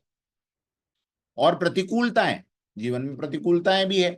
कमजोर देह मिली, निर्धन परिवार मिला, माता पिता का अभाव रहा बचपन में, किसी किसी को न माता मिली न पिता मिले, कभी एक ही मिला। शिक्षा की कमी रही, मित्रों का अभाव रहा, समाज की उपेक्षा मिली, रोगों का आक्रमण होता रहा, धन की हानि हो गई, संपत्ति का नुकसान हुआ, कीर्ति में कमी हो गई, बदनामी और हो गई। ये सब जीवन की प्रतिकूलता है। और ज्यादातर लोग या तो अनुकूलता के चक्कर में मर रहे हैं या प्रतिकूलताओं को सहन नहीं कर पाने के चक्कर में मर रहे हैं। गीता की ये शिक्षा है कि आप न सुख में ज्यादा अहंकार करें, इतराते हुए न घूमें, लोगों की उपेक्षा न करें, उनको छोटा साबित न करें, क्योंकि ये समय का चक्र है, आज आपका है कल उसका होगा समय। और दुख में क्या ना करें, दुख में हताश न हो, अपने कर्म को न छोड़ें, जीवन को न त्यागें, दूसरों को नुकसान न पहुंचाएं। ये भगवान कहते हैं कि ये सहनशीलता की निशानी है। एक छोटी सी कथा इसी श्लोक को और थोड़ा सा समझा दूं। हमारे यहाँ पे देश में प्राचीन काल में एक महर्षि हुए जिनका नाम था लोमेश। लोमेश ऋषि जो थे मित्रों, उनके बारे में ऐसा कहा जाता है कि उनकी उनके सीने पे लोम, लोम का अर्थ होता है बाल, लोम का अर्थ होता है बाल, और लोमेश और ऋषि के सीने पे ऐसा बालों का गोल चक्र था, छोटे छोटे से बाल गोल चक्र में ऐसे थे। और ऐसा कहा जाता था कि पूरी सृष्टि का एक बार सतयुग, त्रेता युग, द्वापर युग, कलयुग आने के बाद जब प्रलय होती थी, चारों युगों के बीतने के बाद जब प्रलय होती थी, तो उनकी छाती से केवल एक बाल टूट के गिरता था। इतनी दीर्घ आयु किसकी? महर्षि लोमेश की। एक बार का प्रलय, 4 युग बीते, उसके बाद केवल एक बाल छाती से गिरेगा। ऐसा भगवान ने वरदान दिया था कि जब तक ये चक्र तुम्हारी छाती पे रहेगा बालों का, तब तक तुम्हारी मृत्यु नहीं होगी। भगवान शिव से वरदान था। और केवल धरती पे नहीं, स्वर्ग, अंतरिक्ष, पाताल, चारों तीनों लोकों में उनकी गति थी। तो ऐसे ही एक दिन घूमते घूमते इंद्रलोक पहुंचे। तो इंद्रलोक में, इंद्र तो जानते थे लोमेश ऋषि कौन है, तो लोमेश ऋषि को देखा, और वृद्ध तो थे ही, तो देख के बोला, आप इंद्र की सभा में आए हैं, बताइए ऋषि कि आपकी हमसे क्या अपेक्षाएं हैं। मैं तो इंद्र हूं, इस स्वर्ग का मालिक हूं, और मैं जो है आपकी कोई भी इच्छा पूरी कर सकता हूं। तो लोमेश ऋषि ने कहा कि इंद्र, ये मेरे छाती का जब एक बाल गिरता है ना, यानी ये एक कल्प जब खत्म होता है, तो आपके जैसा एक इंद्र बदल जाता है। उसके बाद एक बाल गिरता है, दूसरा इंद्र आता है, उसका पूरा जीवन काल, उसका चारों कल्प का काल, राज्य, ये मैं देख चुका हूं। ये दूसरा बाल गिरा तो तीसरा बाल गिरा, तो ऐसे कितने ही इंद्र मेरे सामने से आए और मेरे सामने से गए, आप मुझे क्या देंगे? अब वो इंद्र और इंद्राणी, उसका दिमाग खराब हो जाता है। वो दोनों अपनी कुर्सी से उठ के उनके चरण पकड़ लेते हैं कि महाराज फिर आप, अब हम यहाँ क्या आपकी सेवा करें? तो बोले, केवल मैं तो कि ये कहने आया हूं कि अपने अहंकार में इस सृष्टि के पालन का कर्तव्य जो परमात्मा ने तुमको दिया है ना, उसकी उपेक्षा मत कर दो। ये रास रंग, अप्सराओं का ये नृत्य, ये सब देखने में मैंने ऐसे कितने इंद्र आते और कितने इंद्र जाते हुए देखे हैं। जो कर्तव्य है उसका पालन तुम करो। तान तितिक्षस्व भारत, इंद्र को भी जो सिखा दे, ऐसे हमारे यहाँ के ऋषि रहे हैं कि आप केवल सुख में फूलो मत और न दुख में घबराओ। तो भगवान अर्जुन को ये शिक्षा देते हैं। इस शिक्षा के बाद में भगवान अर्जुन को एक और बहुत बड़ी बात कहते हैं। वो कहते हैं कि हे अर्जुन, पुरुषों में श्रेष्ठ, कहते हैं अर्जुन को, क्या कहते हैं? पुरुषों में श्रेष्ठ अर्जुन, ऐसे जो लोग हैं जो सुख और दुख को सहन कर लेते हैं, उसमें न सुख में पागल होते हैं, न दुख में बहुत ज्यादा ग्लानि महसूस करते हैं, ऐसे सब लोगों को क्या होता है, ऐसे धीर बुद्धिमान मनुष्य को ये मात्रा और स्पर्श, ये सुख दुख की क्वांटिटी और सुख दुख का आना जाना, इनको विचलित नहीं कर सकते। देखो, भगवान ऐसा नहीं करे कि ऐसे व्यक्ति के जीवन में सुख और दुख आना बंद कर देते। अरे भगवान की जिंदगी में आए, किसकी जिंदगी में नहीं आएंगे? सबकी जिंदगी में आएंगे। लेकिन भगवान ये कह रहे हैं कि ऐसे व्यक्ति को जो कि इनको सहन करने की आदत डाल लेता है और सम रहता है, तो उसको विचलित नहीं करते। अंदर की परिस्थिति चेंज हो जाती है, मनस्थिति चेंज हो जाती है, परिस्थितियों का फिर बाद में असर उसके ऊपर होना बंद हो जाता है। और ऐसा मनुष्य क्या करता है? अमर होने में समर्थ हो जाता है। अमर होने का मतलब क्या? अमर होने का मतलब क्या? शरीर से अमर हो जाएगा? ऋषि लोमेश जैसा व्यक्ति भी एक न एक दिन तो जाना ही पड़ा। ऐसी अमरता भगवान कह रहे हैं कि जो अंतःकरण की अमरता है, उसको अंतःकरण से उस शाश्वतता का पता चल जाता है कि मैं वास्तव में सुख और दुख से घबराने वाला साधारण जीव नहीं हूं। मैं वो अमर आत्मा हूं जिनको ये सुख और ये दुख विचलित नहीं कर सकते। उस पद को अमरता का पद कहते हैं। तो भगवान की शिक्षा क्या है कि इन संयोगों और वियोगों की सत्ता को जानकर धैर्यवान बनने का प्रयास करो। अपनी विचलितता को देखिए, मान लीजिए आज आप ऐसा अपना सेल्फ असेसमेंट करें कि मैं ऐसा, जब मेरे जिंदगी में दुख आता है तो मैं पहले तो पूरी तरह विचलित हो जाता हूं, 100 में से 100% विचलित। फिर अब आज मैंने ये सीखा कि अब मुझे सहन करना है, क्योंकि भगवान कह रहे हैं कि सहन करने की आदत मुझे बढ़ानी है। तो अब मैं थोड़ा सहन करके देखूंगा। पहले बिना एयर कंडीशन के न दिन में रहता था न रात में रहता था। अब मैं क्या करूंगा, थोड़ा थोड़ा 2 घंटे 3 घंटे पहले बंद करके देखूंगा। परेशान तो होऊंगा, लेकिन मैं सहन करूंगा। फिर उसके बाद थोड़ा और कम करूंगा, फिर थोड़ा और कम करूंगा, फिर एक समय आएगा खाली पंखे के अंदर बैठ के भी मजे आ जाएंगे। पहले पूरे दिन भर ठंडा पानी पीता रहता था और शरीर के अंदर कोलेस्ट्रॉल जमाता रहता था। अब धीरे धीरे उसको कम करूंगा, फिर नॉर्मल पानी पे आऊंगा, मटके के पानी पे आऊंगा, फिर नॉर्मल पानी पे आऊंगा, फिर गर्म पानी पीना शुरू करूंगा। गर्म का मतलब एकदम गरम गरम नहीं, लेकिन ऐसा पानी जो कि आपके शरीर के अंदर के जो तेल को पिघलाए, ऐसा पानी पीना शुरू करो। मतलब आप जो कुछ अभी सुख के साधन कर रहे हैं, उसमें अपनी तरफ से तपस्या का एलिमेंट डाल सकते हैं क्या? वो डालने का प्रयास कीजिए। इससे क्या होगा पता है? इससे क्या होगा इससे ये होगा कि आपके अंदर एक तपस्या की क्वालिटी क्रिएट होने लगी। भगवान ये नहीं कह रहे जंगल चले जाओ, भगवान कह रहे जहां हो वहीं पे अपने सुख और दुख को सहन करना सीखो। और करते करते करते करते एक दिन ऐसा आएगा, इस जन्म में नहीं, हो सकता है अगला जन्म लेना पड़े, ये तपस्या तो हमारी जारी रहेगी। जिस दिन तुम संपूर्ण रूप से अविचल हो जाओगे, जिस दिन बाहर का कोई भी रूप रस गंध का स्पर्श तुमको तुमको विचलित नहीं कर पाएगा, उस दिन तुम इस के रहस्य को प्राप्त कर लोगे। ये भगवान उनको समझाते।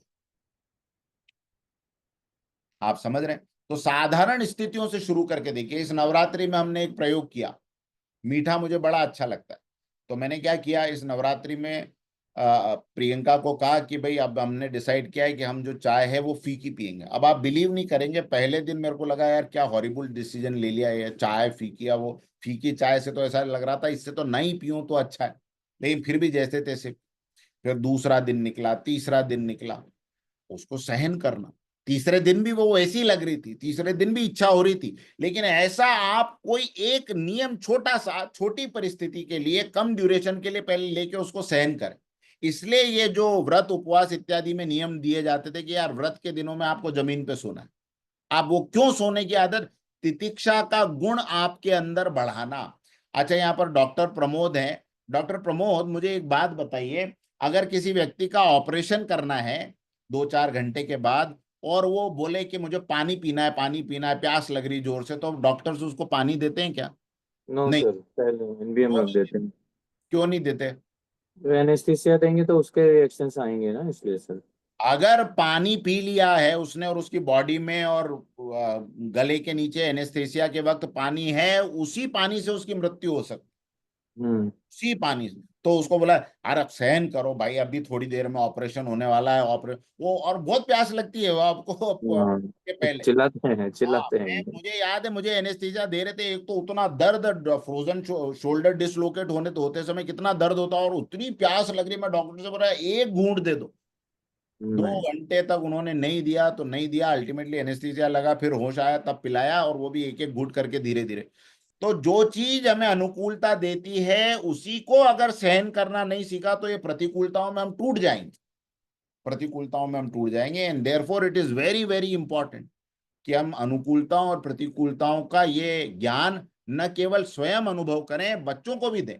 ये जो आजकल हम बच्चों को हर चीज के लिए उन्होंने मांगा हमने दिया, उन्होंने मांगा हमने दिया, ये आप उनको तितिक्षा की आदत से दूर कर रहे हैं।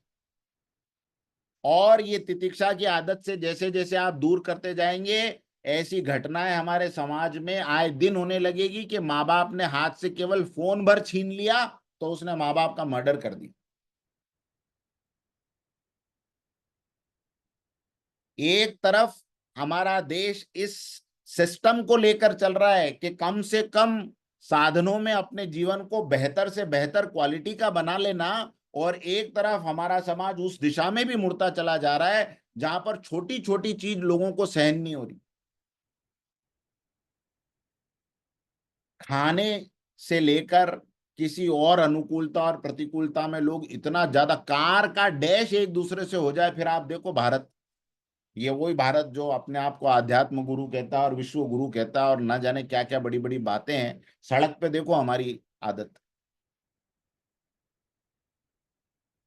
अरे तुम तो बच गए दोनों अंदर बैठे हुए, और तुम्हारा इंश्योरेंस है, तुमको भी मालूम है कि ये सब कंपनी भर सकती है, उसको भी मालूम है कि कंपनी भर सकती है, लेकिन सड़क पे बाद में इधर का ट्रैफिक परेशान हो, उधर चिल्लाते रहे लोग, लेकिन हमको बीच में अपनी जो प्रदर्शन करना है, ये क्यों हो रहा है?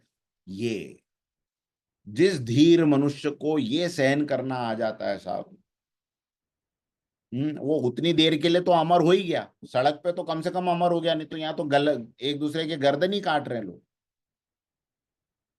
और आखिरी बात अंतिम आज की, फिर भगवान उसमें बहुत बड़ी बात अर्जुन को कहते हैं कि देख अर्जुन, एक बात तू समझ ले कि ये जो असत चीजें हैं ना, असत का मतलब अभी मैं आपको समझाऊंगा, और यहाँ पर दो शब्दों का प्रयोग करते हैं, असत और सत का। भगवान क्या प्रयोग करते हैं इस श्लोक में, आपको एक बार दिखा देता हूं।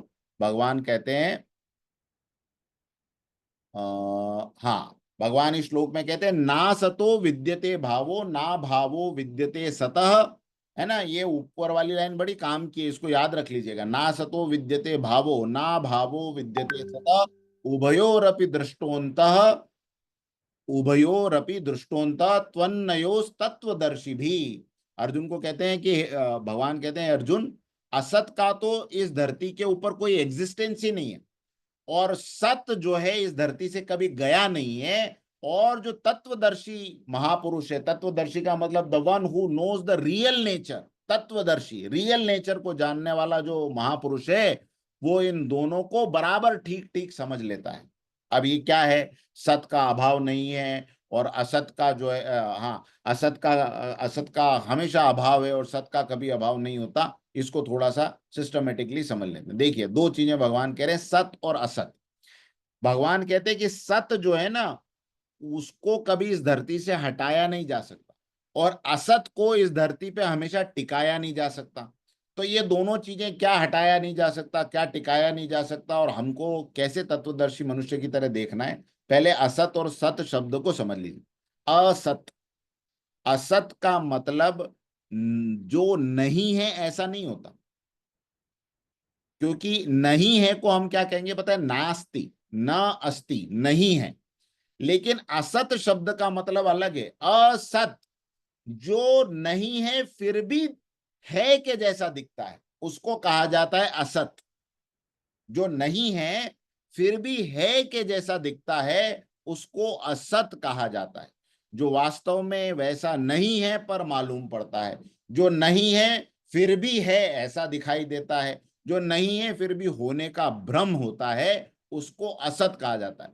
तो ऐसा सर, ऐसा क्या चीज है जो इस धरती पे नहीं है फिर भी होने का भ्रम होता है? अरे सभी चीज इस धरती पे ऐसी है जो नहीं है फिर भी उनके होने का भ्रम होता है। और मैं अभी आपको क्लियर करता हूं क्या चीज ऐसी है। पहली चीज, रात को सब सपना देखते हैं, सत है कि असत है, मुझे बताइए। रात में सपने में महल देखते हैं, रात में सपने में रिश्ते बनते हुए देखते हैं, रात में सपने में लड़ाइयां देखते हैं। सुबह उठ के कहाँ चली जाती है वो लड़ाइयां? सुबह उठ के वो महल कहाँ चले जाते हैं? सुबह उठ के वो प्रमोशंस कहाँ चले जाते हैं? सुबह में उठ के रिवॉर्ड्स कहाँ चले जाते हैं? फिर सुबह में बोलते हैं अरे नहीं नहीं यार, वो तो रात को सपने में देखा।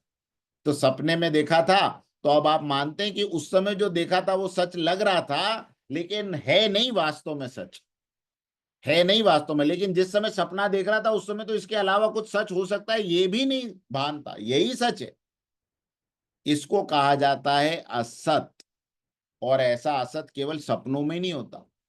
जीवन में जो हम रिश्ते बनाते हैं ना, जीवन में हम जिन लोगों से मैत्री करते हैं, जिन लोगों के साथ में प्यार मोहब्बत, जिन लोगों के साथ आशाएं बांधते हैं, ये सब भी संबंध असत हैं, लेकिन हमें कैसे दिखाई पड़ते हैं? जैसे रात को सपने में सब सच दिखाई दे रहा था, वैसे ये हमें छोड़ के नहीं जाने वाला, ये सदा हमारे साथ में रहने वाला है, ये हमेशा हमें सुख देने वाला है, ये मेरा कहना हमेशा मानने वाला है, ये मेरे साथ जिंदगी भर रहेगी, ये मेरे साथ जिंदगी भर रहेगा, ये 7 जन्मों का वादा करके गया। ये सब चीजें जो हम मानते हैं, उनकी भगवान कह रहे हैं कि उनकी सत्ता है ही नहीं, वो कभी नहीं रह सकते ऐसे। बिकॉज उसके पीछे भगवान आगे बताते हैं कि ऐसा क्यों है अर्जुन। पर अभी पहले असत समझ लीजिए। असत का मतलब है जो पहले नहीं था, अभी मालूम पड़ता है कि है हमारे पास, और बाद में भी नहीं रहेगा। एकदम बेसिक से शुरू करिए। शरीर, अपने आप से क्वेश्चन करिए। आज आपकी जो भी आयु है, 50 साल, 55 साल, 60 साल, उसको ऐसे लेके जाइए कि आज से 61 साल पहले ये शरीर था। उत्तर मिलेगा नहीं था। आज से 61 साल बाद ये शरीर रहेगा। उत्तर मिलेगा नहीं रहेगा। तो फिर बीच में जो जितने दिन है वो तो वही है जो सपने में हम देख रहे थे। सपने की नींद खुली, ना वो महल था, ना वो गाड़ी थी, ना वो घोड़े थे, ना वो बंगला था। एक दिन इस हमारी आंखें यहाँ खुली थी तो हमको समझ में आया, अब बाद में जब बंद होगी तो समझ में आएगा कि बीच में हम क्या कर रहे थे। सो जो पहले नहीं था अभी मालूम पड़ता है और बाद में फिर से नहीं रहेगा, वो सब असत है। जैसे मनुष्य के खाने के बाद हुई तृप्ति, आपको खाने के बाद तृप्ति महसूस होती है, पेट भर जाता है ना। अब लोग बोलते हैं कि एक पराठा खा लो, दो पराठा खा लो, हाँ लाइए लाइए, तीन खा लीजिए, चार खा लीजिए, चलो चार।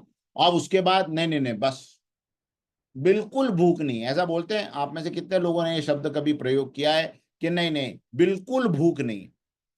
तो अगर उसकी बात को रिकॉर्ड कर लिया जाए, 1 मिनट फिर से बोलना प्रदीप जी, बिल्कुल भूख नहीं है, बिल्कुल नहीं खा पाऊंगा, और आप कल मेरे पास वापस आए और मैं वीडियो दिखाऊं, आपने बोला था बिल्कुल नहीं खा पाऊंगा, बिल्कुल भूख नहीं है।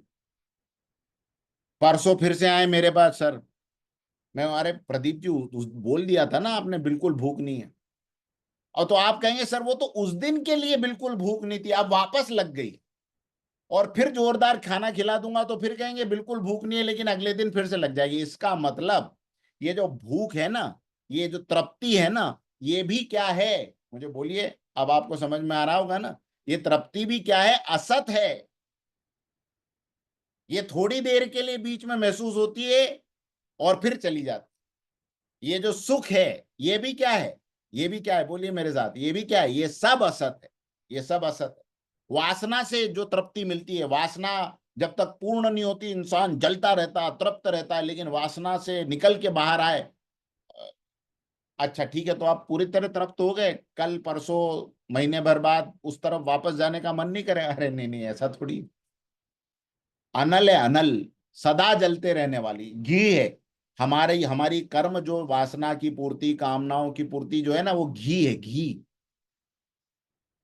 आपको एक महाराजा ययाति हुए, हमारे हमारे इतिहास में महाराजा ययाति के 100 पुत्र थे। महाराजा ययाति की खुद की आयु जो थी 1000 वर्ष की आयु, और अनेक इतने, मतलब पूरे भारत के बड़े राजा, तो अनेक स्त्रियों से उनका संबंध, और रानियां और पटरानियां, और 1000 वर्ष की आयु पूरी होते होते तक शरीर बूढ़ा होने लगा। ये तो बड़ी चिंता हो गई कि अभी तक भी वो तृप्ति तो मुझे हुई नहीं है। तो एक ऋषि के पास गए, उन ऋषि से पूछा कि महाराज ये क्या हो रहा है, 1000 वर्ष की आयु खत्म होते आती है और अभी भी जो है भोग से मेरा मन नहीं भरा, अभी तक वो तृप्ति क्यों नहीं हुई, तो मुझे तो और जीवित रहना है, भोग की तृप्ति के बिना मैं मर गया तो मेरी क्या दशा होगी, कुछ तो उपाय कीजिए। ऋषि थोड़े मुस्कुराए, उन्होंने कहा कि ठीक है राजन, तुम्हारे जो पुत्र है ना, अगर वो तुम्हें अपनी आयु दे दें तो उनकी भी आयु तुम भोग सकते। महाराज ययाति, आहा, मेरे पुत्र क्यों नहीं मुझे आयु देंगे, पैदा तो मुझसे ही हुए हैं। गए पुत्रों के पास, पुत्र भी ऐसे सज्जन, एक एक करके हर पुत्र उनको अपनी आयु देता चला गया। हर पुत्र की आयु से उन्होंने अपनी भोग को और भोगा। 100 पुत्र थे, सोचिए, हर पुत्र ने अपनी आयु दी, लेकिन जब 100वें पुत्र की आयु भी खत्म हो गई, फिर दौड़ते हुए उसी ऋषि के पास गए।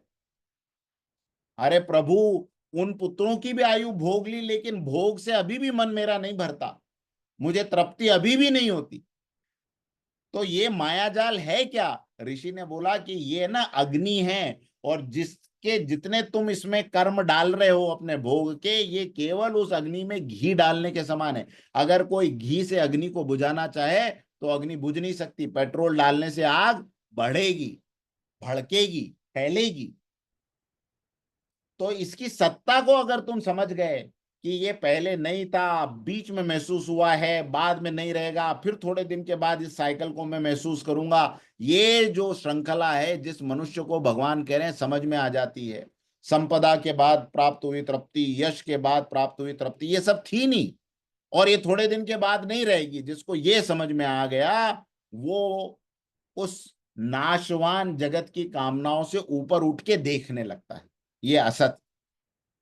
अब सत का अर्थ क्या है, सत का अर्थ है जिसका न होना हो ही नहीं सकता, जो पहले भी था, अभी भी है, बाद में भी रहेगा। और वो क्या हो सकता है, ना वो शरीर हो सकता है, ना शरीर के संबंधी पहले भी थे, अभी भी रहेंगे, बाद में भी रहेंगे, ऐसा नहीं ही हो सकता। सत की परिभाषा में केवल क्या आ सकता है, जो सनातन है, जो आदि से अनंत तक है, उसको हमें सत्य समझना है। और वो सत्य है क्या, आप जीवन की हर कसौटी को इस पे कस लोगे ना, तो आपको जीवन की हर परिस्थिति सत और असत में डिवाइड होते हुए दिख जाएगी। जीवन की हर संपदा आपको सत और असत में डिवाइड होते हुए दिख जाएगी। तो क्या है ऐसा सत, मैं आपको बताता हूं सत क्या है। एक मिट्टी का घड़ा लीजिए साहब, क्या करिए, मिट्टी का घड़ा, मिट्टी के घड़े को अभी अपने सामने इमेजिन करके ये सोच के मुझे बताइए कि क्या इस मिट्टी के घड़े को सदा बचाया जा सकता है। मैं आपसे पूछ रहा हूं डॉक्टर रतीन्द्र दास, एक मिट्टी का घड़ा है, क्या उस घड़े को हमेशा बचा के रखा जा सकता है, कोई तरीका, कोई उपाय, अनंत काल तक वो मिट्टी का घड़ा बचा रहे। नहीं सर, हो सकता है नो 100 सर। साल, 200 साल बच जाए, एक दिन तो टूटेगा। यस और नो? ठीक है। Yes sir. एक बात बताइए, उस मिट्टी के घड़े के अंदर जो स्पेस है, जो उसके अंदर का आकाश है, उस मिट्टी के घड़े के अंदर का, क्या उसको कभी मिटाया जा सकता है? मैं आपसे पूछ रहा हूं। नहीं ना। मिट्टी का घड़ा कभी बचाया नहीं जा सकता, और मिट्टी के घड़े के अंदर का जो आकाश है उसको कभी मिटाया नहीं मिटाया जाता। नहीं जा सकता। तो अगर सत और असत देखना हो तो ये घड़ा हमेशा क्या रहेगा? असत रहेगा। और इसके अंदर का आकाश हमेशा कैसा रहेगा? बताइए मुझे। इसके अंदर का आकाश सत रहेगा।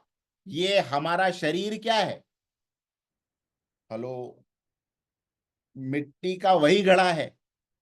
मिट्टी का वही घड़ा है कि आप लाख प्रयत्न कर लें, इसको सदा के लिए बचाया नहीं जा सकेगा। और उसके अंदर की जो हमारी कॉन्शियसनेस है, हमारी चेतना है, हमारे विचार हैं, वो क्या है?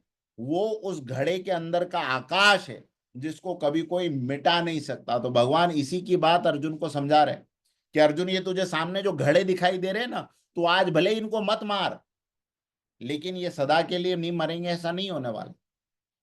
और इनके अंदर की आत्मा को तू चाहे कितनी बर्छी भाले कृपाण तीर चला ले, इनकी आत्मा तो उस घड़े के अंदर के आकाश की तरह है। घड़ा था तो उसके अंदर सीमित दिखाई दे रही थी, घड़ा टूटा तो अंदर का आकाश बाहर के आकाश के साथ में मिलके अनंत आकाश तो वैसे ही हो जाएगा। तो इनके अंदर के आकाश को, इनके अंदर की चेतना को, तेरे अंदर की चेतना को, मेरे अंदर की चेतना को तो कभी कोई मिटा ही नहीं सकता। केवल बाहर के घड़े के आकार को हम देख के ये मान रहे हैं कि ये नष्ट हो गया, ये बन गया, तो ये हमारी मूर्खता है।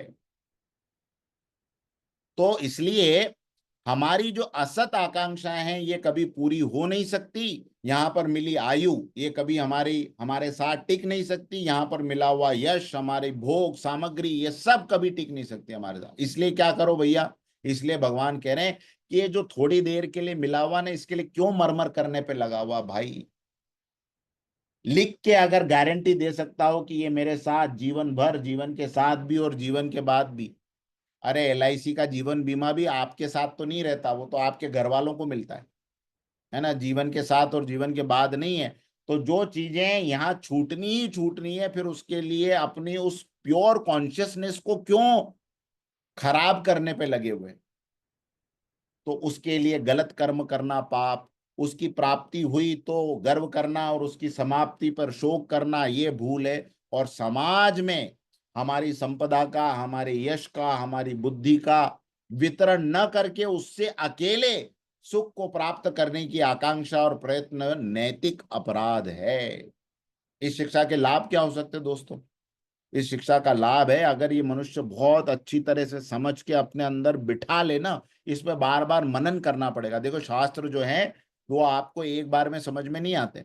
आप लिखिए, आप समझिए, और उसके ऊपर अपनी रैशनल थिंकिंग अप्लाई कीजिए, उसके ऊपर अपनी लॉजिकल थिंकिंग अप्लाई कीजिए, फिर वो आपके अंदर उतरने लगेंगे। तो उतरने लगे तो क्या होगा? मानसिक स्वास्थ्य में सुधार आएगा। पहला, आत्मा की शाश्वतता का अगर बोध होने लग जाए और ये घड़े का सिद्धांत समझ में आ जाए, तो कोई प्रियजन की मृत्यु होगी, संसार में तो सब आएंगे, सब जाएंगे। तो ये समझ में आने लगा कि मरा कौन? घड़ा फूटा है। जिसको मैं अपना कहता था वो तो उस आकाश के अंदर वापस विलीन हो गया है। आकाश आकाश में था, आकाश आकाश में है। घड़े को मैं आज नहीं तो कल, कल नहीं तो परसों फूटते हुए देखने ही वाला था। हो सकता है मेरे बाद होता, लेकिन होता। तनाव प्रबंधन, सबसे बड़ी बात स्ट्रेस मैनेजमेंट। ये जो अस्थाई चीजें हैं हमारे आसपास आ रही है ना, धन यश, ये आपको अगर लगने लग जाए कि ये असत है, थोड़े दिन के लिए है, अगर इसका मैंने दुरुपयोग किया तो ये मेरे ही कॉन्शियस पे बोझा बढ़ाएगी, लेकिन फिर भी मेरे हाथ से तो चली जाएगी। तो क्या होगा? हमारा मन शांत रहने लगेगा, तनाव का स्तर कम होने लगेगा, और ऐसा व्यक्ति फिर परोपकारी जीवन जीता है। भैया हाथ से 1 रुपया छोड़ना कितना मुश्किल है, कोई उस मनुष्य से पूछे जिसके पास से वो रुपया छूट नहीं रहा। वो जीवन देने को तैयार है लेकिन रुपया नहीं छूट रहा। क्यों? क्योंकि उसको यही नहीं पता कि ये चीज जिसको मैं सच समझ रहा हूं, ये एक ना एक दिन मेरे से संसार ही छुड़वा लेगा, मैं न भी छोड़ना चाहूं। लेकिन जो स्वयं छोड़ देता है फिर वो क्या करता है? भगवान की प्राप्ति के लिए काम करने लग जाता है। तो आज से एक प्रयोग करें, गीता के सिद्धांत को जीवन में उतारने का एक छोटा सा प्रयोग। अगली बार जब भी आपको कोई तारीफ करे ना आपकी, तो अंदर से खूब जोर जोर से अपने से बोलना शुरू कर दीजिए, ना सतो विद्यतो भावो ना भावो विद्यते सत। आप संस्कृत में नहीं बोलेंगे तो हिंदी में बोलिए, क्या बोलिए, ये सत नहीं है असत है, ये सत नहीं है असत है, ये सत नहीं है असत है। अगली बार अगर कोई आपको बुरा बोले, गाली दे, तो भी अंदर से कहिए ये सत नहीं है असत है, ये सत नहीं है असत। अगली बार कोई बड़ा दुख आए, छोटा दुख आए, तो भी बोलिए ये सत नहीं है असत है, ये सत नहीं है असत है। इसको अपने अंदर जितना जमाएंगे तो क्या होगा, अगर प्रशंसा में फूल गए, नहीं नहीं ये तो वाकई में मेरी प्रशंसा है, मेरी प्रशंसा, मैं तो क्या 30 मार खा, मैं क्या 30 मार खा, अंदर से अगर ये नहीं बोला ना, तो उसको अपनी प्रशंसा मान लेंगे। और एक न एक दिन वो प्रशंसा आपकी जाने वाली है। जिस दिमाग से बड़े बड़े उपदेश दिया करते थे, वो दिमाग एक दिन अल्जाइमर में जाने वाला है। जिस जुबान से बड़ी बड़ी बातें करते थे, वो बातें, वो जुबान भी मुंह के अंदर लड़खड़ाने वाली है। तब कोई प्रशंसा नहीं करने आएगा, तब कोई तारीफ नहीं करने आएगा। उस दिन क्या करेंगे बैठ के? तो जो असत है उसको असत रूप में जानिए, उसको अपनी तारीफ मत समझिए, उसको उन संयोगों की तारीफ समझिए जो मात्रा और स्पर्श के संयोग से दुनिया को दिखाई दे रहे। कामनाओं का जब वेग आए, वासनाओं का वेग आए, तो खूब भीतर जोर से कहिए कि ये सब असत की मांग है, ये सब असत की मांग है, ये सत की मांग नहीं है, ये टेम्परेरी है। और आपको मालूम है कि अगर असत की नहीं होती तो परमानेंट तृप्ति हो जानी चाहिए थी। आपने भोग लिया जितनी बार भोगना था, परमानेंट तृप्ति तो फिर भी नहीं हुई ना। तो असत है, इसको जानना, मानना, स्वीकार करना। अच्छा, उसके बाद आप गिरेंगे नहीं, नहीं ऐसा नहीं होगा।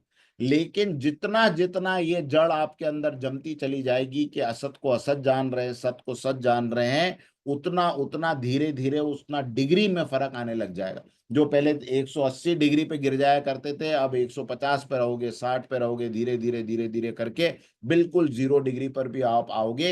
ये संसार के अंदर वीतराग महात्माओं ने ये साबित करके रख दिया। इसलिए भारतीय संस्कृति का जो मूल मंत्र बना वो क्या बना, देखिए, शांति पाठ की पहली पंक्ति क्या बनी, असतो मां सद्गमय। हे ईश्वर, हमें असत से सत की ओर लेकर चलो। हम बार बार प्रार्थना में वो असत को याद करें कि ये सब संसार में जो कुछ चल रहा है, ये मेरे आसपास, मेरी धन संपदा, मेरे जीवन की प्रतिमाएं, ये सब असत है। मेरे अंदर की जो मूल आत्मा है और मेरा अपना एग्जिस्टेंस है, वो सत है। तो मैं उस सत की तैयारी की तरफ कितना बढ़ रहा हूं, ये ईश्वर से हमारी प्रार्थना कि हम असत्य से सत्य की ओर ले चलो, हमें अंधकार से प्रकाश की ओर ले चलो, और हमें मृत्यु से अमृत की ओर ले चलो। हाँ, मृत्यु से अमृतत्व की ओर जाने का मतलब इसी सत्य को अपने अंदर धारण कर लेना लॉजिकली, ये मृत्यु से अमृतत्व की ओर जाने की परिभाषा। चलिए, 9:09 पे हमने आज 3 श्लोकों को खत्म किया। विशेष रूप से प्रसन्नता आपको हो रही होगी कि आज तो सर ने कम से कम एक श्लोक से आगे एक दिन में तो बढ़े। तो ये गीता अब ऐसी है कि इस पे कितनी देर बात की जाए, ऐसा मुझे तो कम ही लगता है। लेकिन फिर ऐसा है कि समय की भी मर्यादा है। तो चलिए, इसके ऊपर अगर कोई आज के प्रश्न है या आज के सेशन को लेकर आपका कोई रिफ्लेक्शन है, तो 1-2 मिनट में उसको ले लेते हैं और फिर शांति पाठ करते हैं। प्रदीप जी,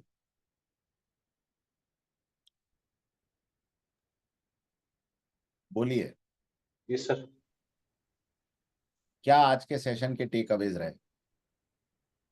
सर ये जैसे बताया, अनुकूल और प्रतिकूल, मतलब इच्छाएं होती है लेकिन उसे कंट्रोल नहीं कर पाते, वो कंट्रोल का इच्छा बढ़ाना चाहिए। हाँ, इच्छा होती है और कंट्रोल नहीं कर पाते क्योंकि उसकी तैयारी नहीं करी ना। जैसे पर्वत, अभी आपको हम एवरेस्ट पे जाने के लिए कह दें तो आप जा पाएंगे? गौरव जी से पूछिए उनको, वो कंचनजंगा कहाँ पे गए थे गौरव जी आप? कुंवारी पास गए थे। हाँ, कुंवारी पास उत्तराखंड। तो उसकी तैयारियां करी थी? अरे उसकी तैयारी बहुत बुरी तरह से की थी। देख, और कभी ऐसे नॉर्मली गोरखपुर में चलना हो तो उसकी कोई तैयारी करनी पड़ती है? नहीं करना पड़ता है। हाँ ना। है यार, कोई भी कर सकता है, लेकिन वहां जाना है तो कामना आए जोरदार वाली और वहां पर हम टिक के खड़े रह जाएं, हाँ, ऐसा नहीं हो सकता। उसकी छोटी छोटी तैयारियां पहले से करनी पड़ेगी। और वो तैयारियां यहाँ से शुरू होती कि पहले असत को असत जानो, सत को सत जानो, है ना। सामने ये हो रहा है, ये तो होना ही था, ये नहीं होगा, आज नहीं होगा तो कल तो होगा ही होगा। ये इस तरह के विचार अपने दिमाग में परिस्थितियों को देख के, जीवन में छोटी छोटी घटनाएं क्यों होती है, भगवान हमें बड़ी घटनाओं के लिए तैयार करता है। छोटी छोटी घटनाएं इसलिए होती है कि भगवान हमें बड़ी घटनाओं के लिए तैयार करता है। तो जीवन में जब ऐसी घटनाएं घटे तो उसको देख के बार बार अपने अंदर ये सेल्फ अफर्मेशन शुरू हो जाए, असत है ये असत है, इसकी सत्ता नहीं है। ये सब बाहर दिखाई देने वाले इंद्रियों के विषय हैं, इससे अनुकूलता प्रतिकूलता आती है। मुझे भगवान कह रहे हैं कि हे अर्जुन, अपने आप को अर्जुन समझो ना, उस दिन बार बार कहो तान तितिक्षस्व भारत, तान तितिक्षस्व भारत। ये मंत्र है गीता की, ये आपको अंदर से ऐसा जोश देंगे कि आप इनकी इन परिस्थितियों को ऐसे ही पार कर जाओगे, ऐसे ही पार कर जाओगे, है ना। अब एक और घटना बताता हूँ। गुरुदेव, परम पूज्य गुरुदेव एक जगह पर कहीं पे एक सभा ले रहे थे, उपदेश दे रहे थे, और सामने काफी सारे मित्र बैठे हुए थे, प्रवचन उनका चल रहा था। उनके एक एकदम क्लोज व्यक्ति को ये पता चला कि उनकी माता जी का जो है वो निधन हो गया। और माता जी का निधन हो गया है, वो बताना भी जरूरी है पुत्र को। तो धीरे धीरे डरते डरते साहस करते हुए गए और धीरे से कान में कहा कि अभी अभी आपकी माता जी का देहावसान हो गया। अब ऐसे में एक व्यक्ति को क्या करना चाहिए? अपनी माँ, हाँ, उसका देहावसान की खबर सुन के तो आदमी विचलित हो ही जाएगा, नहीं होगा, तुरंत छोड़ के सब चीजें भागेगा नहीं भागेगा। उन्होंने कहा ठीक है, उनकी तरफ देखा, ठीक है। वैसे ही अपने प्रवचन, वो उस व्यक्ति को पता था और गुरुदेव को पता था कि क्या घटना घट गई, लेकिन उसके बाद भी 1 घंटे तक प्रवचन करते रहे, अपनी बात पूरी समाप्त की, आयोजकों को नमस्कार किया और फिर अगली ट्रेन से गांव पहुंचे। सत की सत्ता है, उसको कभी मिटाया नहीं जा सकता। माता जी का शरीर विदा हुआ है, माता जी के नाम से जो सत्ता, उनको जो प्यार दिया जिसने, वो तो कहीं गई नहीं। ना उसको मिटाया जा सकता है, ना उसको हटाया जा सकता है। घड़े के अंदर किसी पहलवान को, गामा पहलवान को बुला लो और कहो कि इसके अंदर का जो आकाश है इसको तू तोड़ के बता, वो कहेगा मैं नहीं तोड़ सकता, है ना।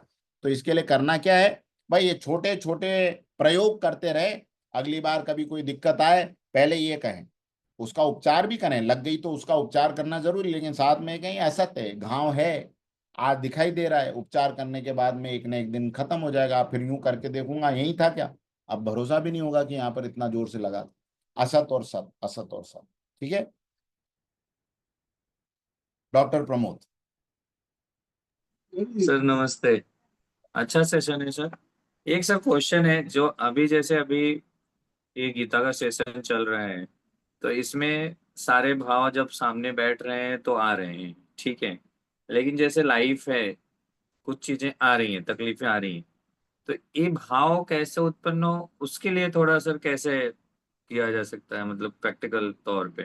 हाँ, देखिए, 2 चीजें होती है जिससे कि लाइफ के अंदर चेंजेस आते हैं। पहला है थियरी और दूसरा है प्रैक्टिकल, है ना। एक होता है ज्ञान, जैसे आप डॉक्टर जब बने तो आपको कॉलेज में बैठ के पहले ज्ञान दिया गया, फिर उसको बाद में अब आपने प्रैक्टिकल में अप्लाई करना शुरू किया, तो जो ज्ञान था वही जब प्रैक्टिकल में उतरा तो उससे चेंजेस आना शुरू हुए, है ना। तो इसी तरह ये जो गीता में हम सब सुन रहे हैं ये है ज्ञान। अब इस ज्ञान को क्या करना है, प्रैक्टिकल लाइफ में जो सूत्र मैं दे रहा हूं छोटे छोटे, इनको प्रैक्टिकल लाइफ में उतारना है। नहीं उतारा तो ये ज्ञान जैसे अपने, आप ये सिर के ऊपर अपनी गीता रख लें और फिर ऐसे घूमते चले, उससे कुछ होने वाला नहीं। प्रैक्टिकल में लाना है तो साधना करनी पड़ेगी। हमारे यहाँ प्रैक्टिकल को संस्कृत में कहा गया साधना, और थियरी को कहा गया ज्ञान। क्या कहा गया? ज्ञान और साधना। तो ज्ञान मिल गया कि तितिक्षस्व भारत, अब तितिक्षा करनी है तो उसकी प्रैक्टिकल में जाके साधना करिए, है ना। दिन भर मान लीजिए एयर कंडीशन में बैठते हैं, कल सुबह अगर मेरी बात याद आए तो क्या करना है, उस 1 घंटे के लिए तितिक्षा करके देखिए, है ना। फिर 2 घंटे के लिए करके देखिए, 3 घंटे के लिए करके देखिए। जीवन में 1-2 ऐसे व्रत लीजिए कि यार फला दिन में जो है वो नमक नहीं खाऊंगा। हमारे यहाँ ऐसा भी एक व्रत होता है, आपको पता है ना, नमक छोड़ दिया जाता है उस दिन भर नमक नहीं खाना। अब नमक नहीं खाओगे तो भोजन के अंदर कोई स्वाद ही नहीं आएगा, ऐसा लगे यार क्या खा रहा हूँ, कचरा खा रहा हूँ, लेकिन वो तितिक्षा है, वो तितिक्षा है।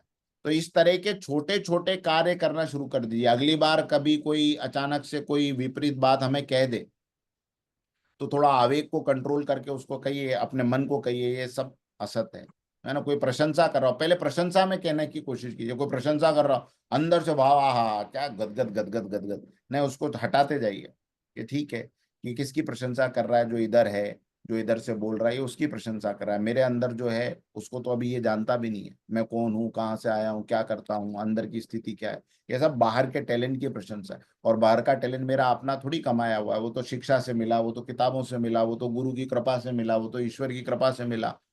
तो ये सब मेरा नहीं है। मेरा जो है उसको दुनिया नहीं जान सकती, ना मैं किसी को बता सकूं। तो उसको हटाते जाइए तो गर्व खत्म होता जाएगा, अहंकार खत्म होता जाएगा, है ना। हाथ जोड़ के खड़े रहने की आदत बनेगी अंदर से। ये सब चीजें प्रैक्टिकल में उतर जाएगी। साधना है ये, साधना, है ना। तो इसको साधना को करिए और साथ साथ में ज्ञान को सुनते जाइए। साधना का अगला रूप क्या है? ध्यान। साधना का अगला रूप है जप।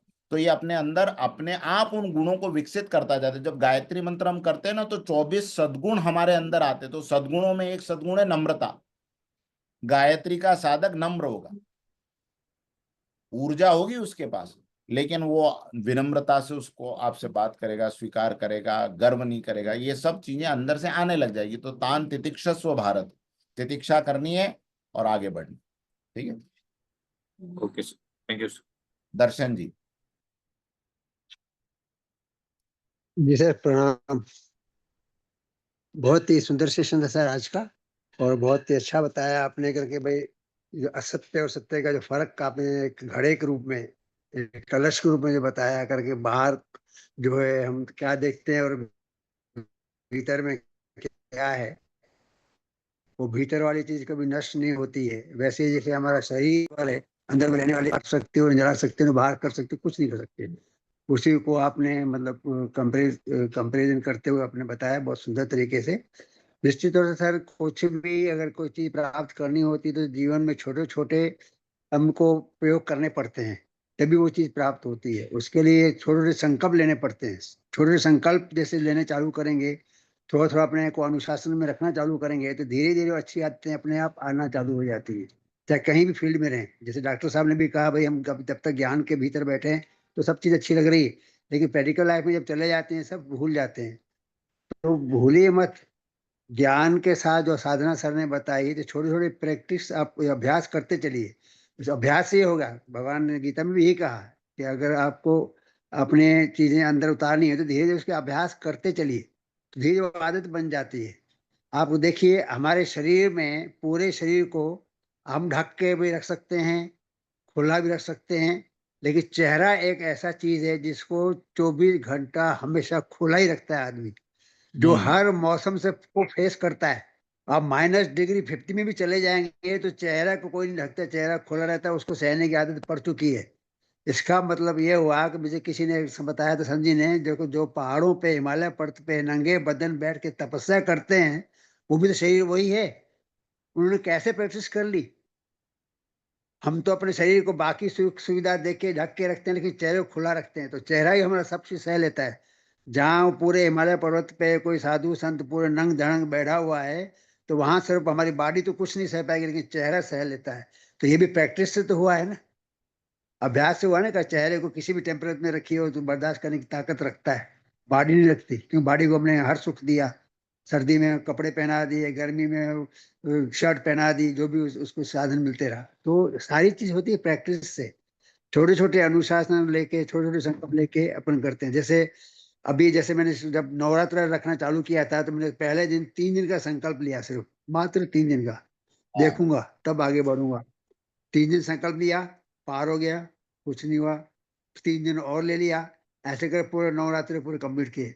उसके बाद अब आदत ही पड़ गई है, तो 9 के 2 दिन हम वैसे ही करते हैं।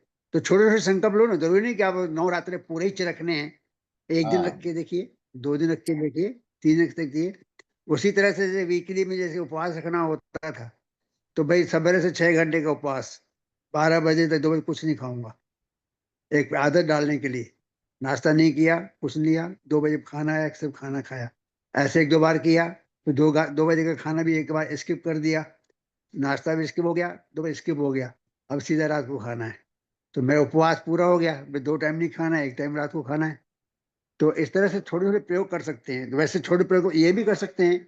मान लो कि जो खाने की टेबल पे पहुंचने के बाद अनियंत्रित हो जाता है आदमी, वो कुछ ज्यादा ही खा लेता है। यार बहुत कोशिश करता हूँ, रोक नहीं पाता, तो रोकने का तरीका यही है कि जैसे भी खाना आता है एक अलग से थाली और मंगवा लीजिए, एक लिमिटेशन, जितना आपको कम खाना है उतना ही उठा के रखिए थाली में, दोबारा नहीं उठाना है उसको। प्रैक्टिस करके देखिए, 1 बार 2 बार 3 बार करेंगे तो आपकी आदत बन जाएगी। आप एक बार जो थाली में आ गया, दोबारा किसी चीज की इच्छा नहीं करेंगे, चाहे कितनी भी सामने चीज अच्छी पड़ी हो, तो आप बिल्कुल हाथ नहीं डालेंगे। तो ये धीरे धीरे अभ्यास से सर हो जाता है, बिल्कुल, वो उसमें कोई शक की बात नहीं है।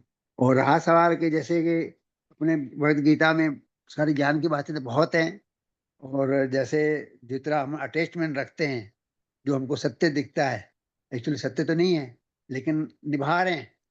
तो जितना हम असत्य की तरफ बढ़ेंगे, भाई असत्य असत्य असत्य है, ये आज है तो कल नहीं रहेगा, तो दुनिया में परिवर्तनशील है, आगे बढ़ते ही जाना पड़ेगा आपको। आपका अटैचमेंट कम रहेगा, दुख कम होगा, आसक्ति कम होगी। आसक्ति कर से हटने का सबसे बेहतरीन तरीका यही है कि सब असत्य है, आज से हैं, आज हम हैं, अपना रोल निभा रहे हैं, ये भी असत्य ही है। आज नहीं कल ये साथ छूटेगा, चाहे घर का बच्चा हो, बीवी हो, पति हो, पिता हो, माता हो, कुछ असत्य है, लेकिन ये सब नाटक चल रहा है।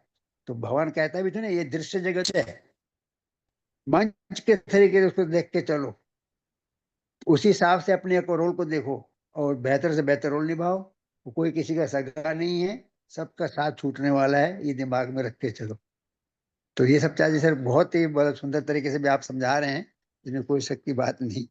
बहुत बहुत धन्यवाद सर आज के इस बहुत अध्याय बहुत के लिए सर। धन्यवाद आप सभी का। आइए शांति पाठ कर लेते हैं, कमर सीधी करके बैठें और भगवान से इसी की प्रार्थना कि भगवान हमारे अंदर ये तितिक्षा का गुण जागृत हो। आज से तितिक्षा को छोटे छोटे अभ्यासों में हम लाएं और फिर आगे चल के इसको जीवन के प्रत्येक परिस्थिति में हम इसको घटाने का अपने जीवन में प्रयास करें।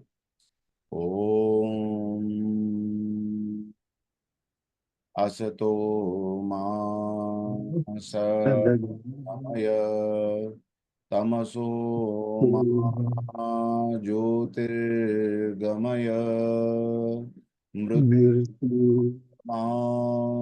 अमृतं गमय अमृतं गमय। ओम सर्वे भवन्तु सुखिनः, सर्वे सन्तु निरामयाः, सर्वे भद्राणि पश्यन्तु मा कश्चित् दुःखभाग्। ओम शांति शांति शांति। आप सभी को हनुमान जयंती की एक बार पुनः बहुत बहुत शुभकामनाएं। अगले बहुत शुभकामनाएं। शनिवार को मिलेंगे। धन्यवाद। धन्यवाद सर। आपको भी शुभकामनाएं।